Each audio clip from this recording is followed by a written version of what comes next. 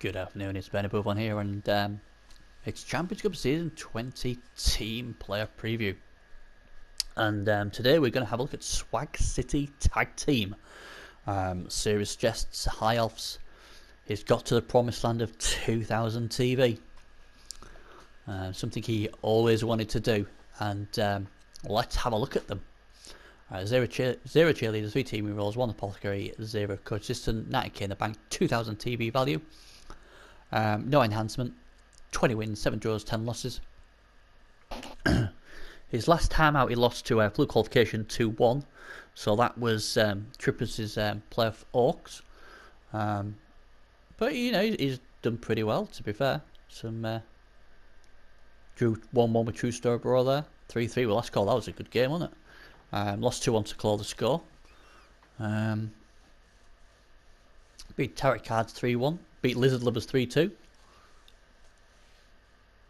Lost to Fluke Qualification again there as well, so twice he's lost to them. Good game against B Hippie 2, 3-2, so he gave him a good game. He lost to Pink Horrors, so you know, not bad. Let's have a look at the team. Oh, that's just terrible, isn't it? Armour 7. That's a shame. That's a nice piece. When I was looking at this team, it was 2000, and I'm like, where the hell? Why is this 2000? But then I realised he's got three bench. You know, so that alone, you know, it's 230k for them 3 players. You know, with no skills at all, apart from obviously that guy's got catch. So that's a lot of... I mean, I'd like benches, don't get me wrong, but that's a lot of bloat. But he will turn around and say, well, you know what, I'm against Groovy first round, so it was a smart thing to do. But yeah, I was like, when I was looking to see who would be my main pick in this team, I was really... It was hard, but in the end I went for number 9, Mama, because his movement 9, his catch, and he's got Nerves of Steel and he's a blodger. I mean, obviously I'm sure Jess would love to have got block on him, but this is a guy who obviously, he's their main wide receiver. He's like, give me the ball and I'll score. So obviously he's hoping Jose Machado will throw him the ball over, and he'll take the ball in traffic and get away with it. Obviously Nerves of Steel means he's catching the ball on 2+, doesn't matter how many people around him. So he is a big danger. Again, on the Armour 7, and he's going to have to be careful because Groupie's tackle pieces are going to be trying to rip the living daylight out of him. But the good thing about having like 14 players is he can actually, don't even have to have him on the pitch on defense. He can just save him for the offense if he really wants to do that. Yax Mutal, obviously, he's a blitzer. He's the guy who's going to go around getting his hands dirty and try and beat the living daylights out of the Chorfs and anyone else who Jess runs into. Just a terrible shame on the AV7, because that means, you know, anything with Mighty Blow now is a major problem for this guy.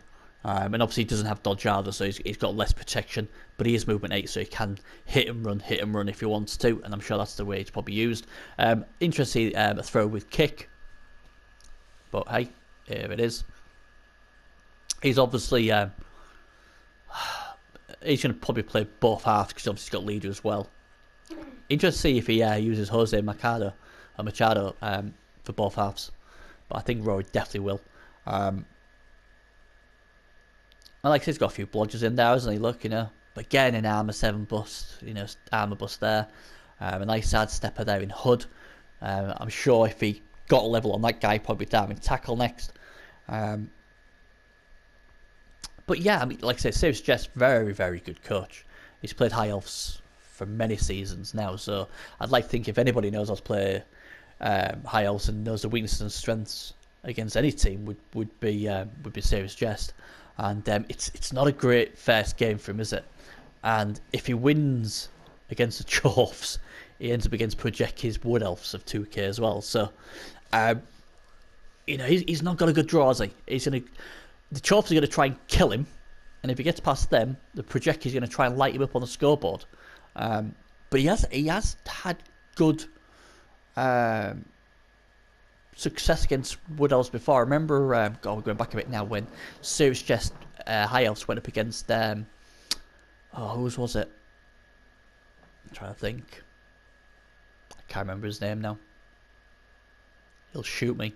He came against a Wood Elf team, and he basically beat the favourites to win the full competition with some very good, shrewd, technical tactics. And I can't remember his name. I am so ashamed. Tell you I'm getting old. That's what it is. That's what I'm going down with. I don't want to go off the screen to find out who it was, but he's a very good coach, and I can't remember. But yeah, like I say, I just think for 2,000, it's like I'd want more bang for my buck. But elves are expensive, aren't they? That's the thing. Good matchups. I thought Mons was a very good matchup for him. I thought he'd have fun with that. I think even Matapalo, I think Jess is pretty confident that he can work his way around the Stern Presence. I think he'd have been quite happy with that one. Again, Dwarfs as well, with the lack of Mighty Blow of Shagrafs. I think that would have been a good one for him. I think he could have gone toe-to-toe with the Rats of Fightoker as well. You know? And I think he could have manipulated against the Lizard. So there's a lot of really good matchups, I thought, for Serious Jest. Unfortunately, he ran into these. And he'll have the speed. And, you know, he could get it done. But, look at this. Might blow, Paladin, Claw, Might blow, don't, you know. Dirty players. Offend Hobbo. Show hands, please. True break tackle, Bulls. You know, he's in a bit of a situation like VPRV's against me. He's like, look, you know what? I'm good enough to beat that guy, but how much is it gonna cost me? And that's the issue, isn't it? At least he's got, you know, some what we call, you know, throwaway pieces to try and protect his good pieces. But yeah, unfortunately, yeah. I mean, I wasn't happy with my draw, but I can tell you what. I feel even more sorry for Serious Jest, because that is a nightmare. You know? Kill Team Chorfs, and then if you get past that, project his Wood Elves who won 6-0. Not great, is it? So, hey ho, unfortunately. But yeah, I think like I said, he's got a chance, and I think, as I said when we did the draw, I think if there's any team Projecki will fear, it will be Swag City Tag Team, because they can go blow for blow with them. So I don't know. I think Projecki will be hoping the Chorfs get through, because I think Swag City Tag Team are the only danger to them. You know, and obviously got the Bernie Booth on tip, hasn't he? As Projecki, so he can't lose. But yeah, it's always good to see Serious Jest. I wonder if one season, though, he's going to throw us a curveball and try a different team. Or is he going to keep going with like Killsy does? Just keep playing the same team over and over again. Serious Jest will say, you know what, Bernie? I have a lot of fun with them. I do well with them. I play them well. And one of these days, I'm going to take home that sweet, sweet gold. And I certainly would not back against him doing it with his team. Because it's Serious Jest, the king of the underdogs. Well done for making the playoffs.